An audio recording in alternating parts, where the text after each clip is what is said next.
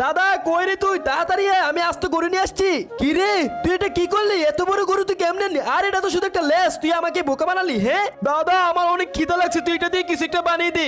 ওকে, তুই 2 minute wait কর, আমি স্পেশাল একটা আইটেম তৈরি করে আনছি তোর জন্য। এই তো সবার প্রথমে এখন ভালো মতো গরুর লেস থেকে ধুয়ে ফেলতে হবে, তারপর এটাকে কেটে নিতে হবে, তারপর এটাকে রান্না করবো। এই তো তাড়াতাড়ি করে এখন কেটে নেই, আর আজকে অনেক মজা করে রান্না করবো, ইয়াম্মি করে রান্না করবো যেন আমার ভাই খেয়ে পাগল হয়ে যায়। এই তো সবকিছু কুটাকাটি হয়ে গেছে, এখন তাড়াতাড়ি করে এগুলোকে রান্নাতে বসিয়ে দিই। এ ভাই রান্না হয়েছে নি? আমার অনেক খিদা লাগছে রে। আরে একটু ধৈর্য ধর, রান্না তো করতেছে। সবাইকে বল লাইক সাবস্ক্রাইব করে দিতে। দাদা সবাই লাইক সাবস্ক্রাইব করে দিবে, তুই তাড়াতাড়ি রান্না কর। আচ্ছা ঠিক আছে, তুই তাড়াতাড়ি যা বস, আমি কিছুক্ষণের ভিতর রান্না করে নিয়ে আসতেছি, যা।